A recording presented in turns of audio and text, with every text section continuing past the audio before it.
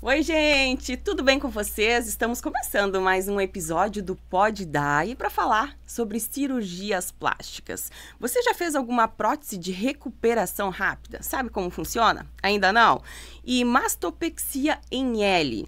Também vamos falar sobre isso. E abdominoplastia? Tem dúvida sobre algum desses procedimentos? Já escreve aqui nos comentários, porque depois o nosso querido convidado, Dr. Guilherme Schmidt, vai responder para você. Guilherme, seja muito bem-vindo ao Pode Dar. Muito obrigado. É um prazer imenso estar aqui de novo, né? A gente foi muito feliz na outra conversa e muito feliz de poder trazer mais informação da cirurgia plástica aqui para todo mundo. Ai, que legal. Ele está retornando aqui, um sucesso absoluto aí, com certeza, né? Nas informações transmitidas aí com credibilidade, com seriedade, informações bem aprofundadas sobre as cirurgias, que é o que ele sabe fazer e já realiza há muitos anos, né, doutor? Vamos começar então para falar, falando sobre prótese de recuperação rápida. O que é isso? Então, a cirurgia plástica dos últimos anos para cá sempre tem tido uma evolução muito grande de procurar a recuperação mais rápida do paciente. Exato. Porque no passado o paciente ia fazer uma cirurgia, ele ficava lá 2 meses em casa, então também limitava quem poderia operar, porque quem trabalha não tem 2 meses para ficar em casa, não tem 1 mês para ficar longe do trabalho, e também o autônomo tem mais prejuízo ainda, porque ele nem férias tem, né? Ele parou de trabalhar, ele parou de ganhar. Então, muito bem pensado um cirurgião americano, até depois do auxílio de um outro cirurgião americano, o Joseph Tabbets, até que já faleceu recentemente, faz uns 2 anos.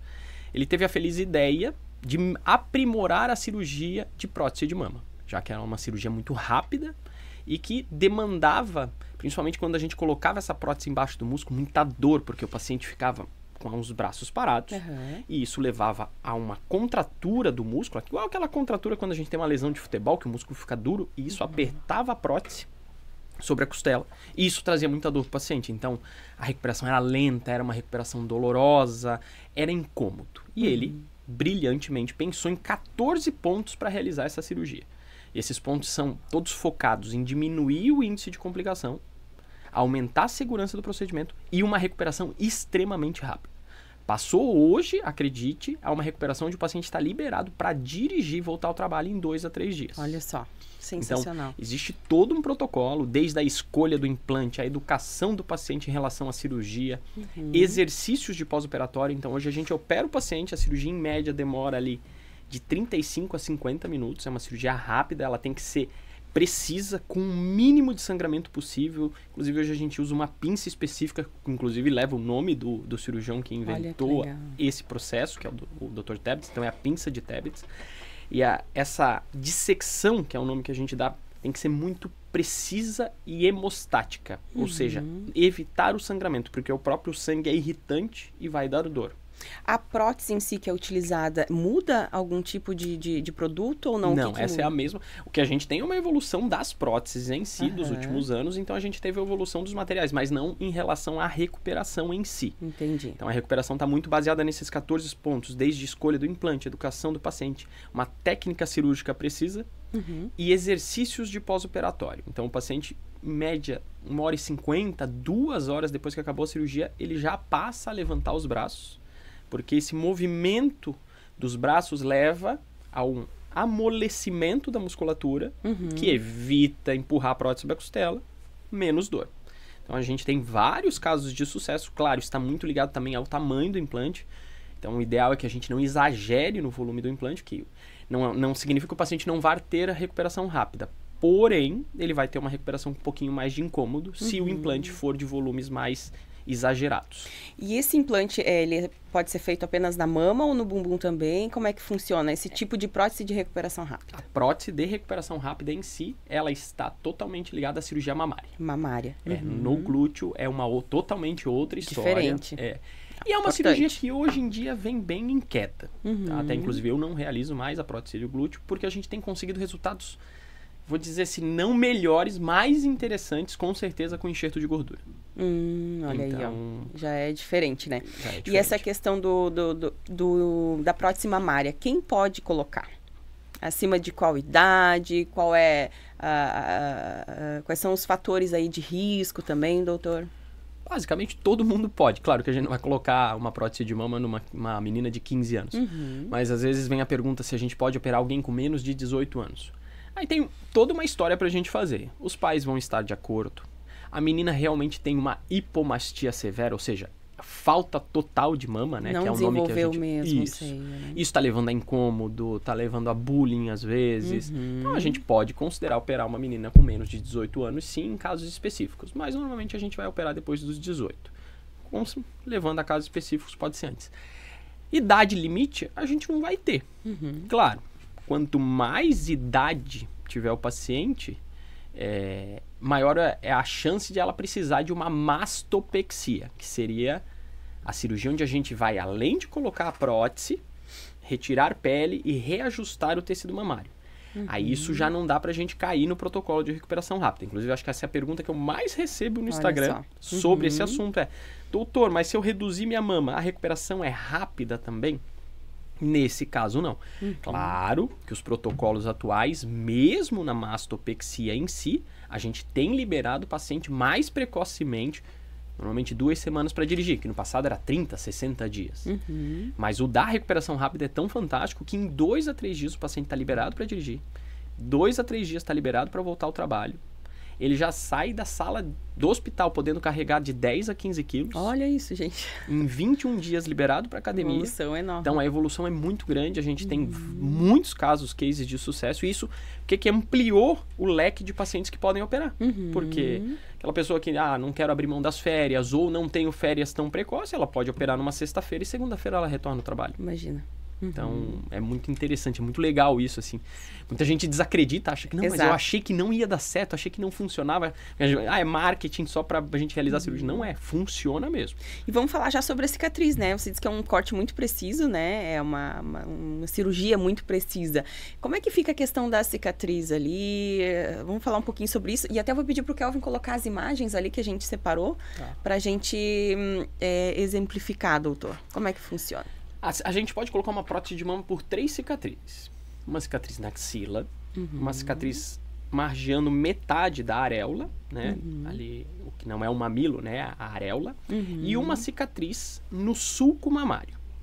A recuperação rápida, até com a evolução da cirurgia, porque a gente sempre tem evoluções, não só da recuperação rápida, mas pensando em estabilização do implante, que seria a prótese. Hoje a gente tem a questão do sutiã interno, que é uma costura de fio farpado que a gente vai estabilizar o sulco. O que é o sulco? É a dobra da mama. Entendi.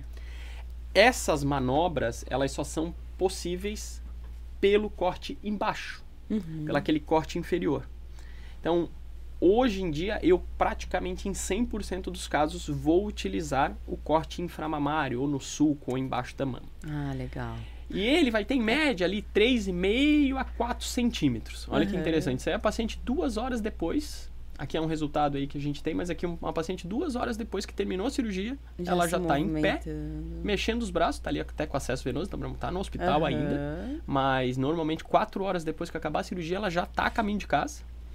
E a gente brinca até, não pode ficar ouvindo a tia, não pode ficar ouvindo a mãe, porque a mãe vai falar assim, menina não pode mexer o braço. Não. Você está liberada.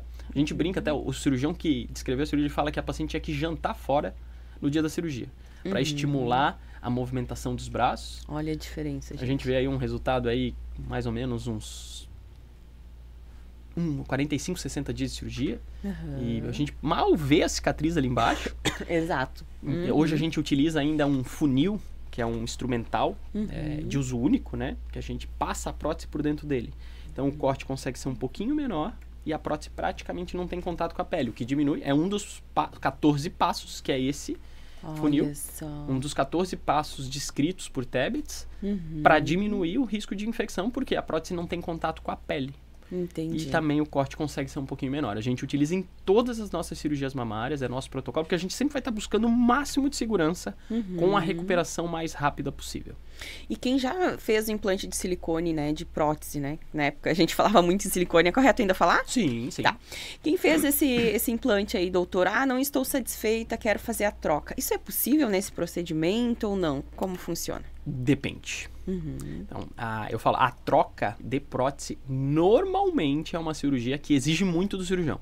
O paciente em si tem na cabeça que ele só vai abrir lá, que tirar e vai colocar outra. Porque a gente tem um conceito atual muito de estabilização do implante, que não é um conceito antigo. Antigamente, sim. A prótese era praticamente só colocada na frente do músculo. Uhum. Tanto até vale lembrar, a recuperação rápida demanda uma prótese atrás do músculo. Olha só. Que no passado era a cirurgia que doía mais, mas hoje é a que permite que a gente tenha a recuperação rápida.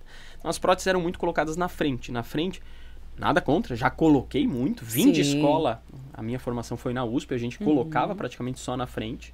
E houve uma migração nos dias atuais. Hoje a gente usa muito mais o plano embaixo do músculo.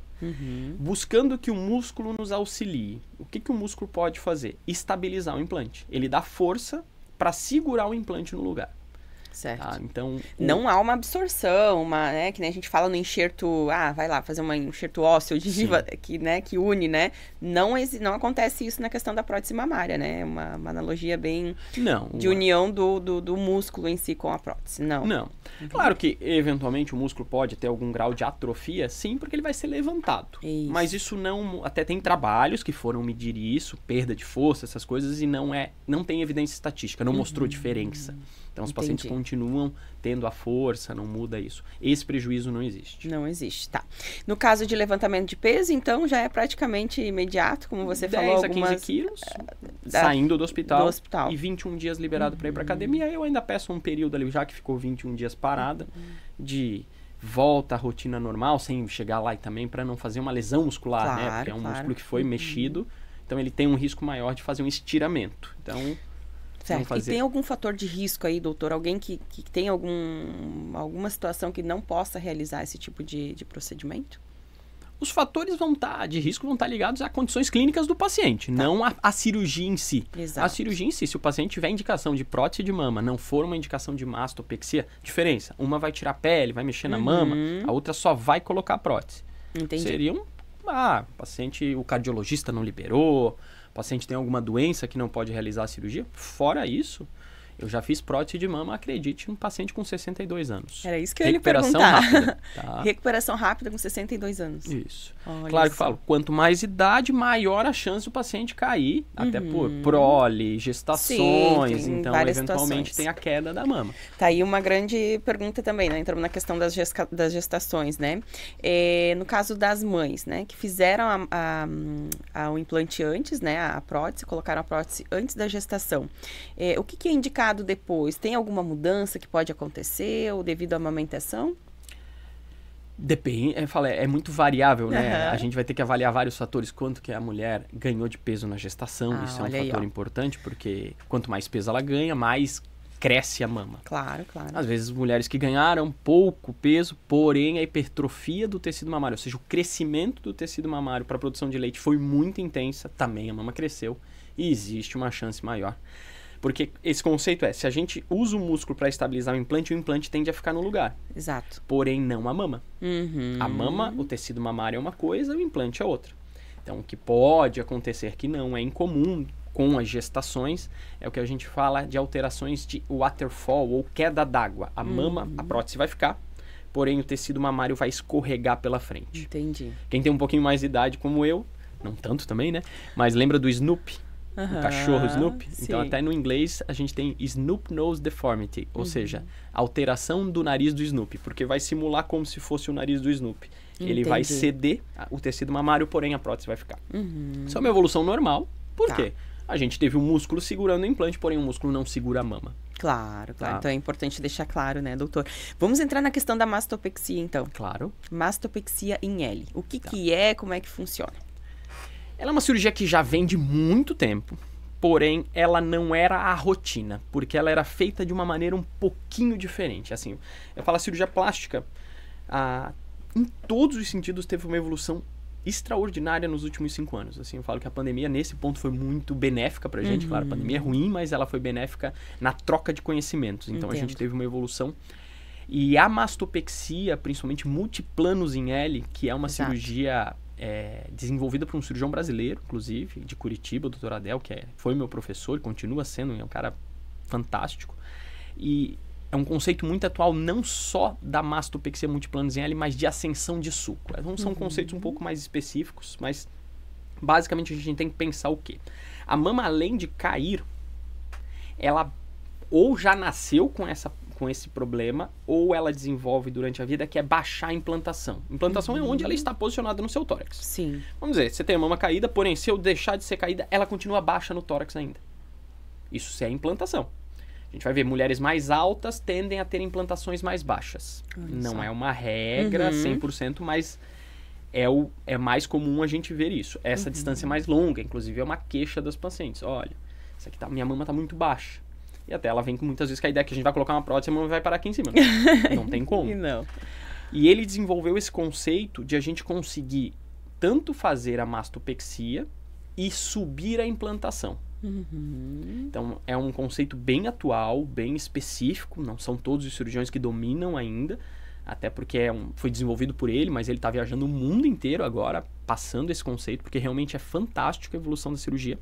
E ela trouxe o benefício de a gente conseguir cicatrizes em L menores, sem ter e não usando o conceito antigo que era de uma rotação bem importante da mama, jogando muita pele para a areola. A gente vai entrar em conceitos mais técnicos, são um pouco mais específicos de entender. Mas, basicamente, a mudança trouxe uma estabilização melhor do tecido mamário, uma implantação mais alta, e o grande benefício da cicatriz em L, que é o quê? A paciente não tem cicatriz para essa região. Olha só que então, legal. Quer usar o decote que quiser, pode usar. O biquíni que quiser, vai poder usar. Legal. Então, eu até dava valor, mas eu fui dar muito mais valor a essa cirurgia a partir do momento que eu comecei a realizar de rotina pelas minhas pacientes trazendo o benefício da cirurgia. Agora, ou elas postando no Instagram, a gente vê elas com biquíni, fala, não tem problema, não tem cicatriz pro meio. Claro, é uma condição até também do ser humano, quanto mais a cicatriz vem para cá, maior é a chance de a gente ter uma cicatriz um pouco mais inestética. Isso é uma condição genética nossa. Não é todos que vão fazer isto. Sim. Mas é uma condição que quanto mais a gente se aproxima da linha média, mais é o índice de cicatrizes não tão estéticas. Entendi. E se a gente for diferenciar, né? Como é que era feito antes esse procedimento e como é agora, né? Quais são as diferenças? O senhor consegue explicar pra gente direitinho, para que fique bem claro, assim, pra população? Sim, mas a gente vai entrar até em conceitos bem específicos, mas eu vou tentar ser, assim, de uma maneira mais didática. Geral, né? Vamos lá. Basicamente, se a gente tinha uma implantação mais baixa da mama, ou a gente puxava a mama para cima, e aí isso muitas vezes tornava o L inviável, porque quando você puxa a mama para cima, você traz tecido. Claro. Você puxa tecido para cima, você vai ter que tirar esse tecido. Basicamente isso. Então, muitas vezes, ou fazia o L ficar muito grande e muito enrugado, ou era inviável fazer o L. E principalmente pacientes que têm simmastia, que é uma mama grudada na outra, fazia juntar uma cicatriz na outra, aqui no meio. O que é uma coisa que o paciente não gosta nada, tá? Hoje, o que o Dr. Adel pensou, e brilhantemente ele pensou? A gente tem uma implantação baixa da mama, em vez de a gente entrar no sulco, a gente vai entrar no meio da mama. E a gente vai fazer um pedaço da mama virar abdômen. Olha isso. Então essa foi a brilhante ideia dele, de mudar a implantação, acendendo o sulco, sulco é a dobra, mas ao invés de incisar no sulco, onde era o marcador que a gente incisava, a gente vai incisar e a gente vai determinar pela anatomia do paciente. Normalmente a gente vai deixar o sulco na sexta costela. Então hoje a gente palpa as costelas. Então eu já fiz ascensões de 3, 4, 5 centímetros. Mais comum a gente fazer 1 a 2 centímetros. Sim, já é bastante. Mas a gente fez 5 centímetros de mama virar abdômen. Isso alonga o torso. Esteticamente, o paciente em si fica muito melhor pelo alongamento do torso. Mas essa mastopexia, ela pode ser feita em quem já tem prótese ou não? Pode. Também. Pode. O que a gente às vezes não vai conseguir no paciente é que se ele já tem uma mastopexia prévia, a gente já vai conseguir fazer a cirurgia. Porém, ele vai ou manter a cicatriz do T antiga ou ele vai ter um novo T. Então, só porque ele já tem a cicatriz. Exato. Então, mas se o paciente só tem a prótese e aquele cortinho, muitas vezes, também é um pouquinho mais específico, a gente vai abandonar a cicatriz da prótese porque é aquele pedaço que vai virar abdômen. Aí o paciente fica com uma cicatriz ali no meio do caminho, que não é um problema nenhum, porque no conjunto, eu discuto, claro, sempre isso com o paciente. O que você prefere? Que a gente tire a cicatriz, porém a implantação vai ficar mais baixa? Ou a gente joga essa cicatriz para o meio do caminho, mas muda a posição da mama? Acho que em 100% das vezes as pacientes falam para mim, deixa a cicatriz ali, eu não me importo, e eu quero a minha mama mais aqui em cima. A gente consegue, e isso trouxe o benefício que a gente tem usado implantes bem menores para conseguir olha colo. só. Por quê? Imagina você colocar um implante de 400 aqui embaixo ou colocar um implante de 250 aqui em cima. O que fica melhor? No fim, quem fica mais alto é o de 250. Porque ele está mais bem posicionado. Entendi.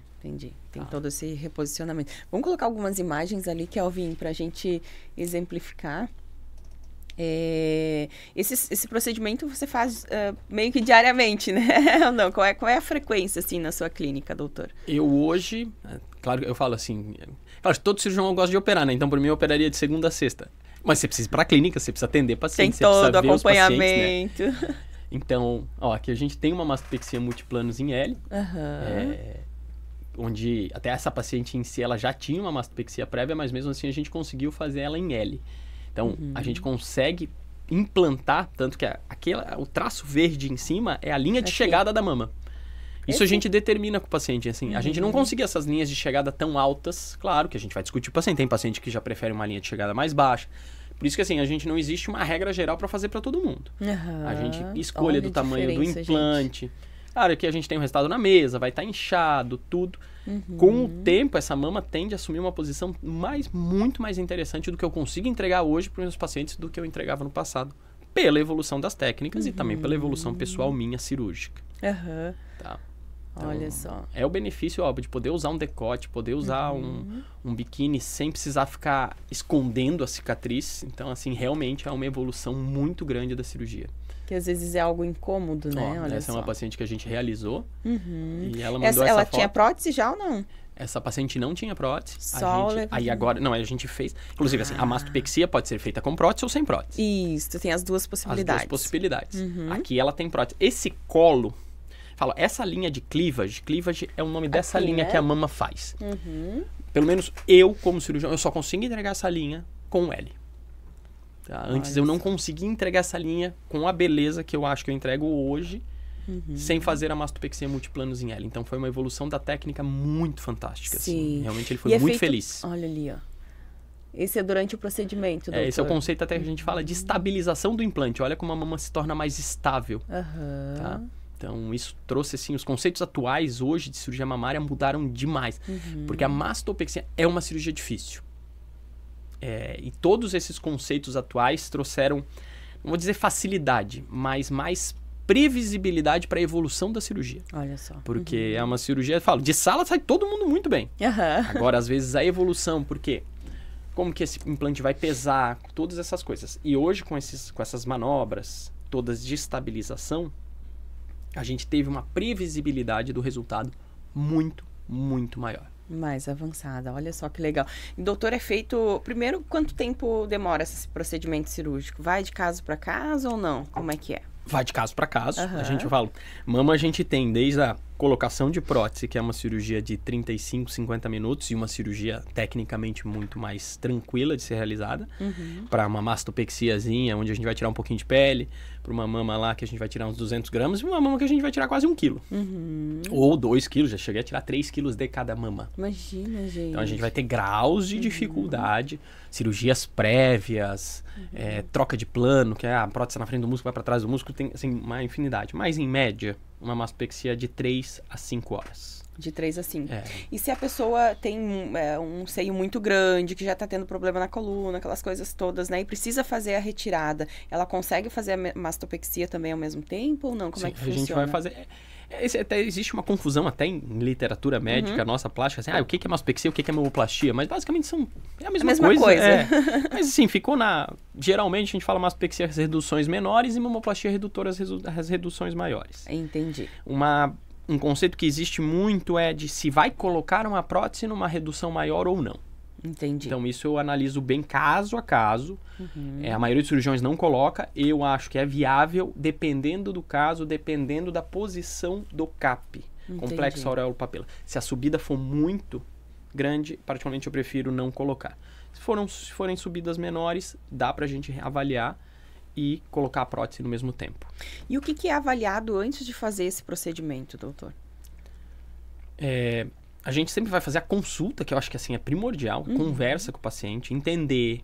Eu tenho toda uma apresentação, assim, é muito parecido. Eu tenho uma TV na minha sala e eu mostro tipos de mama, fotos de paciente com biquíni, fotos pra gente entender qual que é o gosto da paciente, o que aquela paciente porque quer. Estética é muito gosto Muito mesmo, pessoal. né? Não tem... Então isso é a primeira coisa, uma conversa. Depois a gente parte pro exame físico. A gente vai medir a posição da mama, base da mama, fatores, tipo de pele da paciente, tipo de pele na mama, porque às vezes até a paciente tem uma pele boa, porém a pele da mama é ruim. Ah, olha, e o que seria uma pele ruim? Já vou entrar, né? Muito flácida, muita estria, né? Muito mole. Entendi. Claro, já tem algumas mamas que são mole, porém a pele é boa. Então, todos esses fatores a gente vai evoluir. Qualidade do tecido mamário em si. A gente tem pacientes normalmente mais jovens que vão ter mais tecido mamário, glândula. A glândula é um tecido mais endurecido.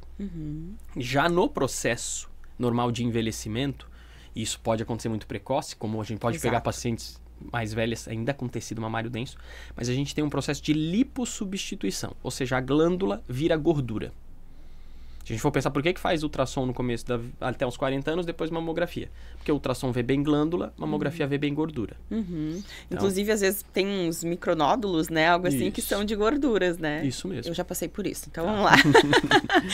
Falta exercício físico aí, doutor, ou não? Não, isso é genética muito genética mesmo. Então a gente vai avaliar consistência do tecido mamário. E hoje a gente tem uma ferramenta que é muito interessante, que são os simuladores. Então, a gente bate fotos do paciente específicas. Os simuladores são programas mesmo. O programa que eu uso é um programa europeu-suíço. A gente joga essas fotos para o programa. Ele renderiza o paciente, igual esses programas de arquitetura, onde a gente... Sim. Né? E aí a gente consegue simular reduções, a gente consegue simular o aumento, o tipo de prótese. Guilherme, então é assim que vai ficar? Não dá para a gente trazer essa 100% verdade.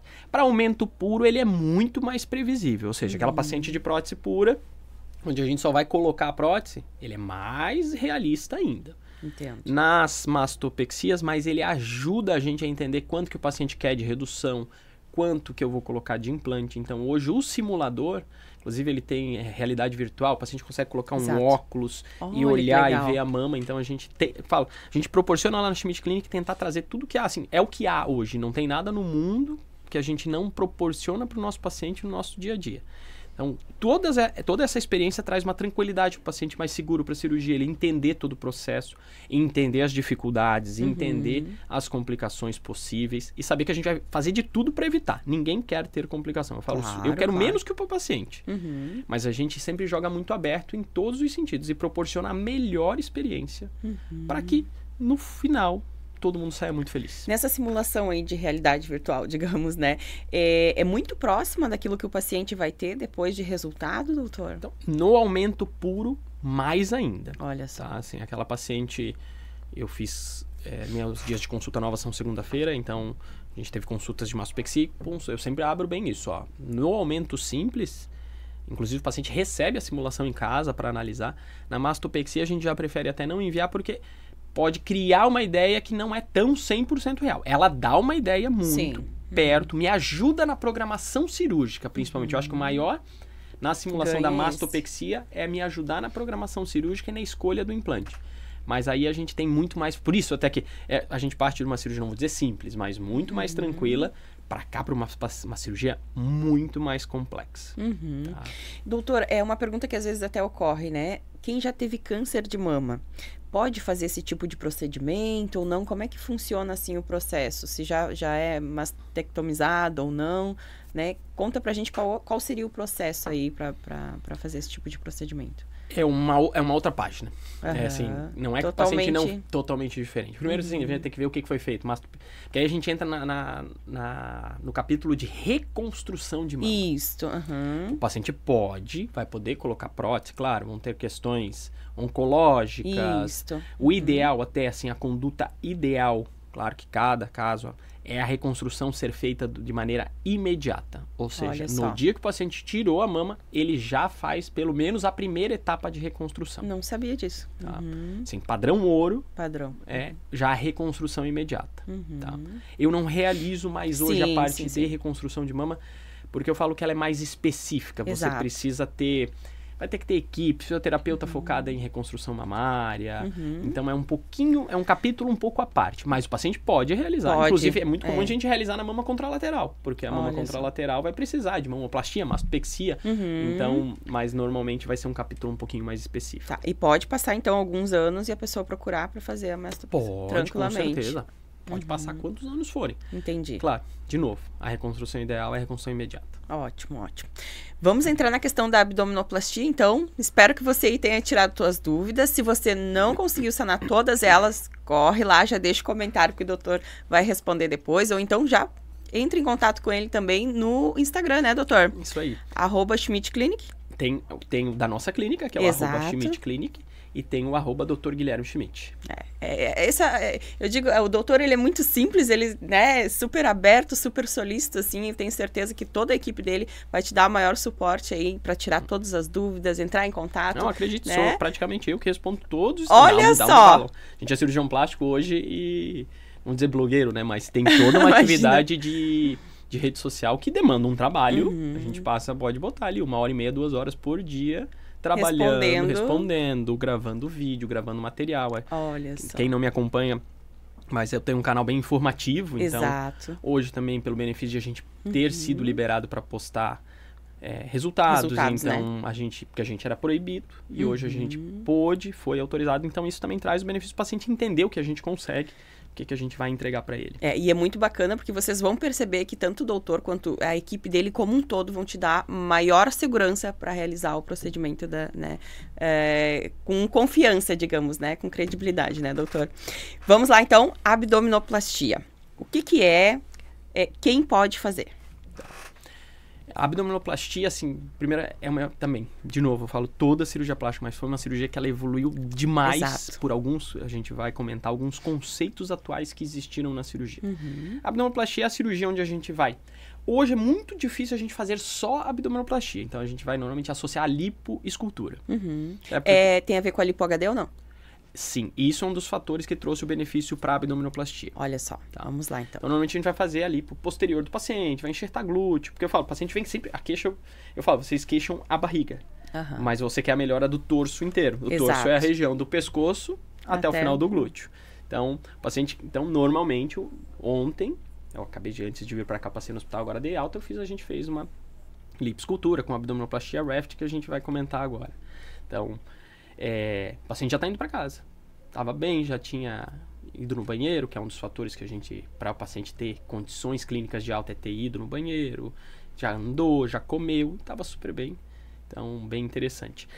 A abdominoplastia é uma cirurgia onde a gente vai tirar pele, normalmente a pele até o umbigo, vai fazer a costura, que a gente chama de espartilho interno, da diástase. A diástase é a abertura muscular, que acontece devido à gestação, obesidade, vai fazer um novo umbigo. Isso é uma evolução grande, porque era um medo da paciente da abdominoplastia. Porque o umbigo, na técnica antiga, ele ficava, vamos dizer, estranho, mas ele era muito perceptível que foi refeito. Entendi. E hoje, com técnica mais atual, deixando o coto umbilical, ou seja, o umbigo antigo bem curtinho, grudado lá no músculo e levando a pele até lá, a gente consegue esconder a cicatriz e trazer uma naturalidade para o umbigo. Falo, tem umbigos que a gente consegue, eu brinco, eu tenho lá fotos no consultório, eu mostro para assim, e aí foi feito ou não foi feito? Tem alguns umbigos que é praticamente 100% de erro. Todo mundo vai falar, não, esse não foi feito, esse não foi feito, foi feito. Tá? Claro, a gente vai ter os fatores cicatriciais do paciente, tudo, que isso também influencia um pouco, com certeza, que não são fatores que o cirurgião consegue controlar 100%. Entendi. Então, o umbigo foi uma evolução grande. A outra, que foi autorizada, é que tem sempre uma escada de segurança dos procedimentos, né? Você botar 20 anos atrás, quando ia fazer abdominoplastia, não podia nem lipoaspirar a pele da barriga. Era proibido. Inclusive, foi um cirurgião brasileiro que mostrou que era seguro fazer uma lipoaspiração leve. Essa lipoaspiração foi evoluindo. Hoje, a gente tem segurança de realizar a própria lipo-HD na pele da barriga e realizar a abdominoplastia junto. Com algumas pequenas mudanças, não é igual a lipo pura. Tá? E aí a gente ainda teve o terceiro benefício, que foi um cirurgião chileno que pensou nisso, que é, se a gente pegar um pouco da gordura e botar a gordura na musculatura, que foi o Dr. Stefan Danila, vai trazer contorno para a parede abdominal, porque a gente via as barrigas de definido. abdominoplastia, elas eram retas, retificadas, porque a gente puxa a pele. Então isso é uma coisa que me incomodava também, porém a gente primeiro não podia realizar lipo HD, já melhorou a partir do momento que mostrou ser seguro e eu passei a realizar, e a partir do momento que a gente passou a fazer o RAFT, R-A-F-T, Rectus Abdominalis Fat Transfer, ou transferência de gordura para o músculo reto abdominal. Entendi. Para deixar claro, doutor, a abdominoplastia, ela mexe só na pele. No músculo também. No músculo também. E a lipo HD é retirada de gordura. Isso mesmo. Aí a gente vai fazer uma retirada. A lipo antiga tirava a gordura profunda só. Isso. Na lipo HD a gente tira a profunda e nas áreas onde a gente quer demarcar o contorno muscular, a gente tira a gordura superficial também. Entendi. Então vamos fazer contornos, naturalidade. Se a gente pegar, a gente vai trazer naturalidade para a cirurgia. Então a gente consegue hoje, sim, no passado não era possível, dizer barrigas que você fez abdominoplastia e você não consegue dizer que fez. Tá? Então, o enxerto de gordura, que hoje a gente não faz só mais no reto, já faz no oblíquo também, que é essa musculatura aqui do lado. Então, o benefício da cirurgia hoje, assim, o que a gente tem conseguido entregar para os pacientes é realmente extraordinário. Assim, eu me surpreendo hoje com a abdominoplastia. E pode ser feita em homens e mulheres. Pode ser feita em homens e mulheres. É muito mais comum em mulheres, por quê? Mulher tem gestação. O homem vai acabar caindo em abdominoplastia se teve muito ganho e perda de peso, pacientes bariátricos, até com o advento hoje do Renuvium, que é a tecnologia de retração de pele, de tratamento de flacidez, a maioria dos homens vão cair em lipo HD, Ultra HD hoje, que é onde a gente faz os enxertos musculares guiados por ultrassom, associado ao uso das tecnologias Vaser e Renuvium, que vão promover um grudar maior da pele pós-lipo. Entendi. E a abdominoplastia para o Renuvium tem diferença?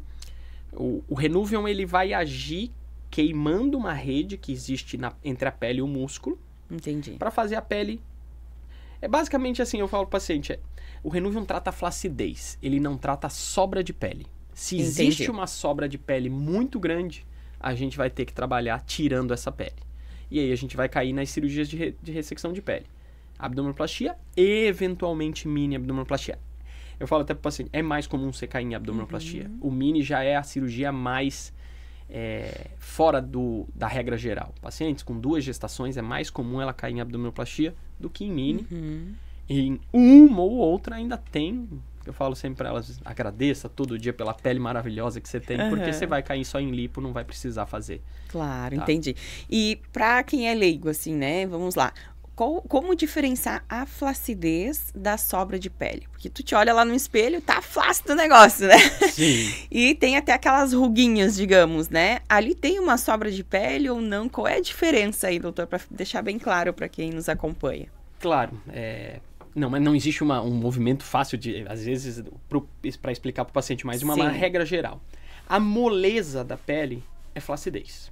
Entendi. Então, assim, o movimento de gelatina, de moleza... De gelatina desandada, quase, né? Como a gente brinca, durinha, né? E já se o paciente pega a pele, aí é sobra de pele. Entendi. Claro, tem que cuidar, porque assim, você pega em todo mundo. Falar, Exato. se quiser, tem sobra de pele no fulano, no beltrano. É muito comum essa confusão até nas costas. O paciente, mas nas costas tem pele sobrando. Pensar, nas costas você precisa levantar o braço, você precisa encostar a mão no chão. Então, a mobilidade da pele das costas é muito maior do que uma pele da barriga. Você não fica encostando com a mão lá atrás. Então, normal você ter mais mobilidade posterior.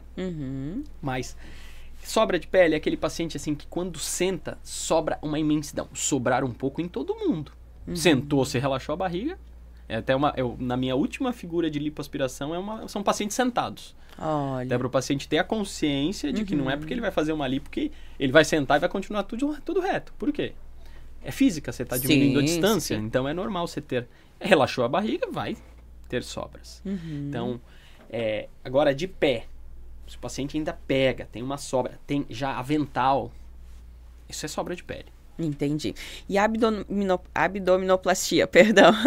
Quem pode fazer, doutor? Tem uma idade específica ou não? Quando que é indicado a abdominoplastia? Já fiz abdominoplastia em pacientes menores de 18 anos, inclusive, porque são os pacientes normalmente até tinham um protocolo. Esses pacientes até foram mais durante a minha formação na USP, até porque existe um protocolo de cirurgias bariátricas em adolescentes lá. Então, pacientes com 150, 200 quilos. E esses pacientes perderam lá 100 quilos, 70 quilos. Aí era um avental, estava atrapalhando a qualidade de vida, lesões na pele. Aí esses pacientes com menos de 18. É mais comum a gente realizar abdominoplastia pacientes com prole definida. Ou seja, prole, gestações. Então, vai ser aquela paciente normal, porque eu falo, hoje a gente está tendo uma mudança, né? As pacientes estão sendo mães um pouco mais, com mais idade. Mas já a média dos meus pacientes hoje, 25 a 68 anos, acho que foi a paciente com mais idade que eu realizei a abdominoplastia. Então, eu falo, cada vez a gente vai realizar mais, as pessoas vão passar a viver mais com mais qualidade, né? O idoso do passado é diferente do idoso atual. Hoje existe um movimento wellness muito grande de cuidado. Então, eu falo, a gente vai envelhecer de uma maneira muito melhor. Então, eu falo, eu acho que eu não pego muito isso, mas assim, os próximos cirurgiões plásticos lá, que estão lá na faculdade ainda, que vão se formar, eles vão operar pacientes com 80, 90 anos, né? Porque, eu falo, hoje um cuidado com a saúde específico das pessoas, ele é muito maior. E isso há poucos anos atrás era inimaginável, né? Inimaginável. Olha só. Então, claro, todo paciente com mais idade, a gente vai fazer avaliação, a gente tem protocolos de exame, avaliação do cardiologista, eventualmente diminui o tamanho da cirurgia, aí não vai fazer uma lipoaspiração completa, vai fazer uma lipoaspiração menor. Falo, sempre o primeiro foco, o primeiro pilar nosso lá na Schmidt Clinic é segurança. Certo. Então, a gente vai sempre priorizar a segurança. Quem fez uma cirurgia bariátrica, em quanto tempo ela pode fazer uma abdominoplastia? Em média, ele vai fazer essa cirurgia 1 ano e meio a 2 anos depois. Isso existe uma conversa muito importante com o cirurgião do aparelho digestivo que realizou a cirurgia. Mas as regras, assim, já realizei 1 ano depois, mas em média a gente sempre procura o quê? 3 a 4 meses de estabilização do peso. Quando o paciente não tem mais essa progressão de peso. Porque não adianta ele realizar e continuar perdendo peso. Entendi. Vai perder ainda, vai perder mais 4, 5 quilos também não é um problema. Mas se vai ter uma perda imensa ainda, aí é melhor primeiro perder e depois realizar. Perde em quanto tempo, mais ou menos, você sabe nos informar ou não? Então, 1 ano a 1 ano e meio é o período maior de perda. Sim. Tá? Então, por isso, assim, normalmente a gente vai ver ele perder ali até 1 ano, aí depois tem aqueles 3, 4 meses de estabilização. Porém, tem pacientes que continuam perdendo, tem é um pouquinho individual isso. Mas, em média, vai realizar de 1 ano a 2 anos depois. Já pode fazer uma abdominoplastia? Pode fazer uma abdominoplastia. Pode fazer algum outro procedimento junto já ou não? Normalmente, o que às vezes acontece, é uma cirurgia que eu particularmente gosto muito, principalmente pacientes que perderam muito peso, é fazer o que a gente chama de abdominoplastia 360 graus. Então, explica pra gente o que é isso. Então, ao invés de a gente retirar a pele só da frente, a gente vai retirar a pele das costas também. O benefício disso, a gente pode tirar uma quantidade de pele muito maior aqui no flanco, porque normalmente esses pacientes, eles têm que parece ser gordura, mas não é só gordura, já é pele sobrando aqui no flanco. E o benefício da subida do glúteo, do bumbum. Porque é normal, esses pacientes perderam muito peso, existe uma queda importante da região glútea, e aí a gente vai fazer a ascensão do glúteo. E é uma cicatriz que vai contornar certinho o glúteo. Claro, o paciente que nunca viu essa cicatriz, ele sempre se assusta um pouco mais. Porque ela não é... ninguém vê. É uma cirurgia mais específica. Mas não é mais o dia a dia. Agora eu falo, o paciente vê uma cicatriz de abdominoplastia, tá tudo certo. Porque você já viu inúmeras vezes, já tá comum, seu cérebro já tá acostumado. Mas a da torso, ela é muito mais digerível. Por isso você não vai ficar vendo ela todo dia. E ela vai ficar bem certinha na marca, normalmente, da roupa de baixo. E toda abdominoplastia, doutor, ela envolve também a parte da gordurinha de trás ali que a gente diz ou não? Ou é só mesmo na parte frontal esse procedimento? Eu vou te botar 95% das vezes eu faço a lipoaspiração posterior associada. Com enxerto de glúteo, uso de Renuvium, lipoaspiração de braço... Hoje, enxerto da musculatura posterior das costas. Isso é uma cirurgia bem nova, que foi um cirurgião mexicano, que até estava no curso da costela, que eu fiz junto, que é lipar uma gordura que está mais profunda, guiada por ultrassom, que é a Deep Back Lipo, ou lipo profunda das costas, que traz um contorno bem mais agradável posterior. Então, normalmente, o meu dia a dia é esse. Até porque a estética não vai ficar boa, né? Fazendo só a abdominoplastia ali e deixando a gordurinha lá de trás, ou não. Existem casos... Depende. Às vezes pega paciente muito magra, que já não tem uma quantidade de gordura. Não tem, né? Pacientes com muita idade, eu prefiro eventualmente separar. Olha Faz aí, primeiro a lipo. Porque assim, mesmo fazendo a abdominoplastia, a gente consegue lipoaspirar a região. Um pedacinho da região posterior. Os flancos a gente consegue lipoaspirar bem.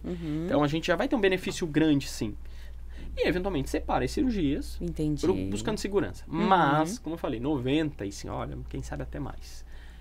A gente faz a lipoaspiração posterior, aí faz a lipoaspiração anterior e realiza a abdominoplastia. Eu acho que é uma das cirurgias que eu mais realizo. Hoje, basicamente, eu realizo cirurgias corporais e mamárias. Né? Então, o foco muito grande é em prótese de recuperação rápida, mastopexia multiplanos em L, hoje a cintura HD, que é o nosso protocolo, onde a gente associa a lipo Ultra HD ou a lipo HD e a abdominoplastia com o remodelamento costal, que é onde a gente vai afinar a cintura, que é uma cirurgia belíssima. Até assim, nós falamos no programa anterior, né, sobre isso, já bacana. Corre lá no canal do YouTube, já tá aqui com a gente, né, mas depois que acabar esse programa aqui, você corre lá, procura o outro episódio, acho que foi o 10º, se eu não me engano, e a gente falou sobre o remodelamento costal, que é uma cirurgia fantástica, né, doutor, que não existe a quebra ali da retirada, né? A retirada da costela. Não existe a retirada mais. Então lá você vai tirar todas as suas dúvidas sobre isso, beleza? Vamos colocar algumas imagens ali sobre a abdominoplastia, Kelvin, pro doutor nos explicar ali como é que funciona direitinho. Vamos ali, ó. Então, uma paciente no pré-operatório, lá na mesa de cirurgia mesmo, as marcações. Aquela ali vai ser a pele que a gente vai retirar, tudo que tá nessa linha de baixo é a pele que sai. E essa aqui? Essa linha aqui, isso. Toda essa pele vai embora. Nossa. Então, é uma quantidade... bem grande, né? Significativa, digamos. Significativa. E olha a naturalidade que a gente consegue trazer para a parede abdominal hoje. Gente, isso aqui são anos de academia, no caso, tá? Então, assim, é o pós-imediato. Assim, acabou a Imagina, cirurgia. pós-imediato, gente. Olha só que beleza. Eu falo assim, 4, 5 meses depois a gente tem resultados realmente assim, se o paciente focar, tiver uma mudança de mindset que a gente briga muito hoje na clínica também. Sim. De mudar o estilo de vida, né? Não adianta realizar a cirurgia e continuar... porque as pessoas pensam e querem muito hoje em dia, né? Pelo imediatismo mesmo, é milagre. Não existe, né? A gente tem que ter todo um acompanhamento pré-operatório, pós-operatório, a mudança de vida, né? De hábitos. Tudo. Então, a gente vê uma paciente aí que mudou realmente o estilo de vida, né? Realizou, pode ver. Hoje é a naturalidade que a gente traz para a cirurgia de abdominoplastia. Então, não era possível a gente ter esses contornos, pode ver. A gente tá vendo musculatura ali. Sim. Um pouco é musculatura do paciente, um pouco é os enxertos, um pouco é a lipo HD. Mas a naturalidade que a gente traz para a cirurgia hoje... E impressionante que não tem cicatriz, eu não vejo. Ela tá ali, né? Porém, ela vai... uma cicatriz bem baixa. Mas é embaixo. É bem baixa, eu passo bem baixo para o paciente poder usar uma calça baixa, poder usar um biquíni mais baixo. Claro, tem cicatriz? Tem, não tem como não tem como negar, não ter. Nesse caso, especificamente, eu não vejo como não fazer e trazer este resultado. Ela é mãe, né? Como a gente pode ver. Ela é gestante, já foi gestante. Já foi gestante. Paciente bem querida, inclusive. E mudou realmente, né? A cabeça depois da cirurgia, principalmente. O que tem aqui? Isso é gordura. É gordura. Essa é a gordura que a gente vai injetar dentro da musculatura. E a gordura é dessa cor mesmo? Porque tem sangue ou não? Como é que porque tem um pouquinho de sangue. Né? Ela adquire esse aspecto um pouquinho mais amarelo, avermelhado.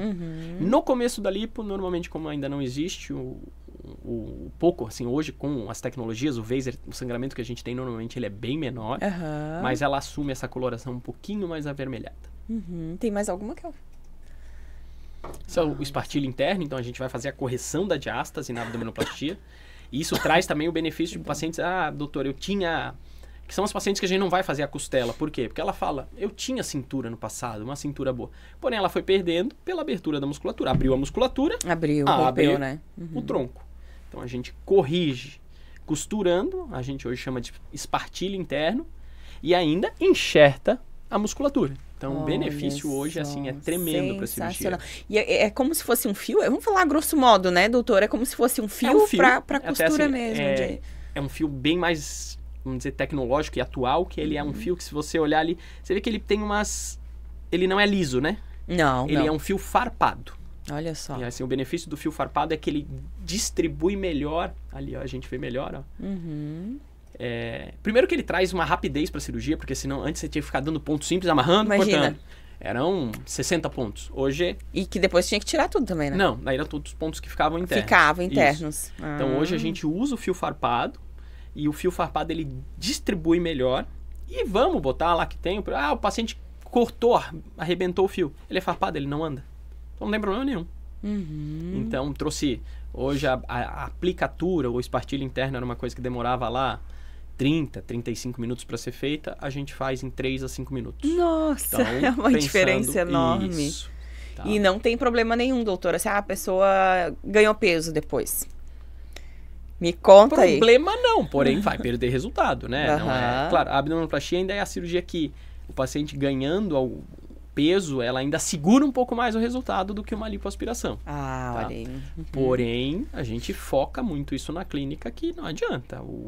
Meus resultados fantásticos, modéstia à parte, que eu acho que eu tenho, todos eles estão ligados ao meu paciente me ajudando. Claro, é um trabalho eu não consigo conjunto. sozinho. A não ser que eu fiz uma lipo Ultra HD numa paciente que já é magra, tudo bem. Aí é mais a cirurgia realmente que vai. Claro, também se ela não cuidar depois, também não vai dar certo. Mas o conjunto de um resultado acima da média sempre vai ser o pilar cirurgião, técnica boa, segurança e hábitos de vida saudáveis do paciente. Como é que é a estrutura da sua clínica lá, doutor? Tem nutricionista também, né? Uma estrutura bem ampla. Vamos falar um pouquinho sobre isso. Como é que é todo o atendimento pré-operatório, pós também. A clínica, a Schmidt Clinic fica localizada na região central de Gaspar, né, doutor? Isso mesmo. Recebe pacientes aí do país inteiro, de vários lugares do país. E me conta aí como é que é a sua estrutura, a equipe.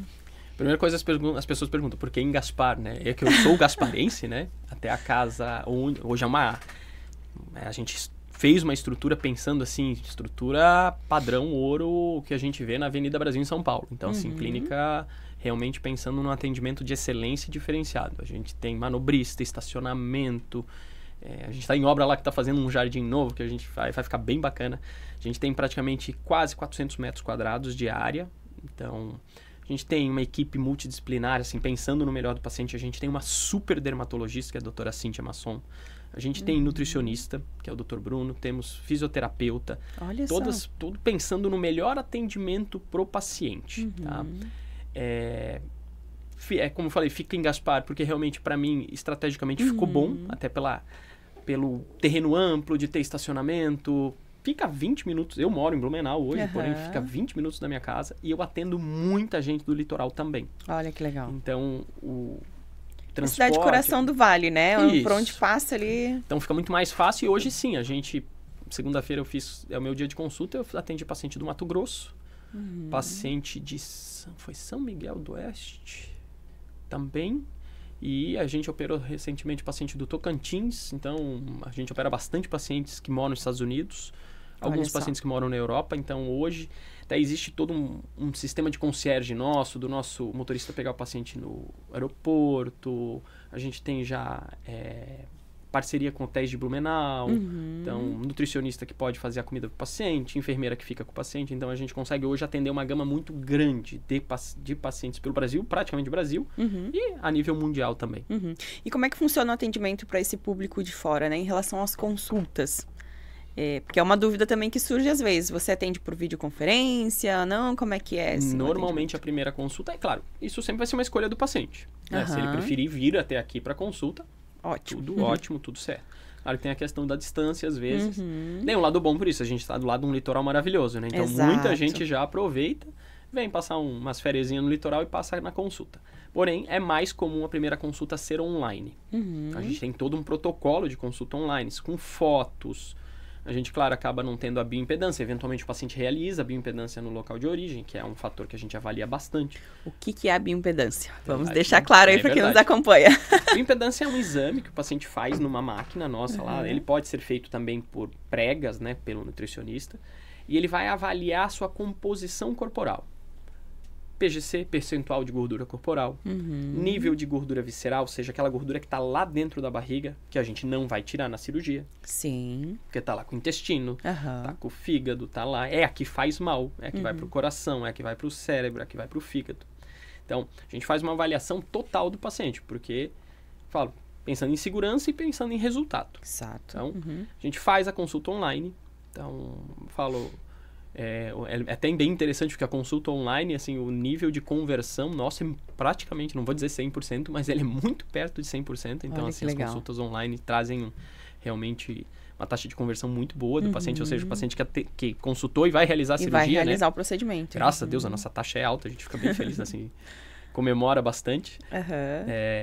E aí o paciente vem para uma consulta presencial, que eventualmente a gente já marca alguns diazinhos antes da cirurgia, para ele não ter que também vir 2 vezes. A gente tenta adequar com a melhor realidade do paciente. Né? O paciente tem que fazer consulta pré-anestésica, ou seja, com anestesista.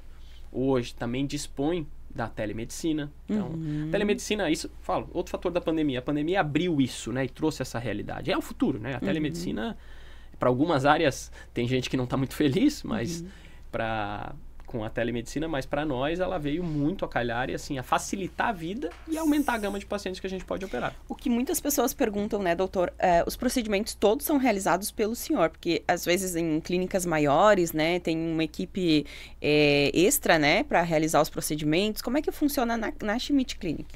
Não, todos os procedimentos que eu realizo vão ser realizados por mim. O que acontece, até trazendo segurança, e é um pedido, inclusive, do Conselho Regional de Medicina, é que tenha outro cirurgião na cirurgia para auxiliar o cirurgião. Claro. Uma eventual tomada de decisão, até assim ou não? O meu cirurgião auxiliar, até que hoje é o Dr. Henrique, que eu normalmente vejo cirurgiões, eles passam 1 ano comigo, já teve o cirurgião que ficou um tempo maior, eventualmente possa ser alguém que vá ficar e venha a agregar e trabalhar dentro da clínica. Eles entram em todas as cirurgias comigo. São cirurgiões plásticos formados, ou seja, sabem dar pontos, sabem agir, tudo. E tem algumas partes das cirurgias que a gente delega, claro que sempre ali do lado. Então, isso é para acelerar o processo, pensando em segurança. Claro. Então, ajudar a dar ponto, ajudar a afastar, tem as tecnologias para passar. Então, isso é comum e é o certo. Né? Mas você está presente em todos. Sim, isso é importante, não né, tem doutora? nenhuma cirurgia que eu não estou, né? Não está Se eu não estiver é porque não vai realizar. Entendi. O que pode acontecer é de a pessoa passar a atender e o paciente ser dele. Aí sim vão ter cirurgias, como já aconteceu do Dr. Gustavo, que estava no passado com a gente, aí ele realizou as cirurgias dele. Né? Claro que as cirurgias sempre são realizadas em ambiente hospitalar. Importante, né? Que as pessoas saibam disso. Eu falo, eu brinco, tem no hospital, eu não conheço. Espero não continuar não conhecendo, mas está lá. Banco de sangue, laboratório 24 horas, exames de imagem se precisar, outras especialidades se eu precisar chamar. Então isso é tudo pensando em segurança. Hoje eu opero todos os meus pacientes no Hospital Santa Isabel, a gente tem uma ala VIP dentro do hospital. Olha só que legal. Que tem uma hotelaria bem diferenciada, então é um ambiente mais agradável. Eu ainda, para melhorar a experiência do paciente, eu deixo uma enfermeira da minha equipe com o paciente no hospital. Essa enfermeira também vai até a casa do paciente, ajuda no primeiro banho. Então, a gente preza muito lá na Schmidt Clinic dessa experiência de pós-operatório. Que legal. Porque o pós, ele define muito, né, doutor? Não tendo um pós-operatório... E também, assim, o paciente está fragilizado, né? Exato. Até tem trabalhos mostrando que o paciente chega a ter até uma tristezazinha no pós-operatório, psicológica, não por causa da cirurgia, mas pelo fato de estar lá... um pouquinho de incômodo, não tá podendo sair de casa, tudo. Então, a gente procura estar sempre muito junto nesse período para que essa experiência seja a melhor possível. Entendi. E se torne mais leve, né? Nesse caso, doutor. Isso mesmo. Bom, já estamos chegando ao fim do nosso programa. Passa muito rápido. Eu falo muito, né? Meu Deus do céu. Mas é importante, né, doutor, que a gente consiga aí transmitir maior quantidade de conhecimento, melhor ainda para quem nos acompanha, né? Aprofundar bastante o assunto. Verdade. Certo? Doutor, tem alguma consideração final em relação aos 3 temas? A gente falou aqui sobre prótese de recuperação rápida, mastopexia em L, né, doutor, multiplanos e abdominoplastia. Alguma consideração final? Algo que você queira acrescentar também? É muito foco, né? As cirurgias plásticas atuais, elas buscam cada vez mais naturalidade, definição muscular, né? Então, vão ter esses fatores.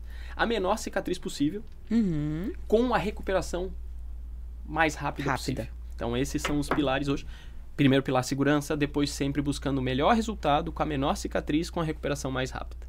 Então, esse sempre vai ser... E sim, é evolução. A cirurgia plástica está evoluindo. O que a gente, às vezes, fazia ano passado já não está mais fazendo hoje.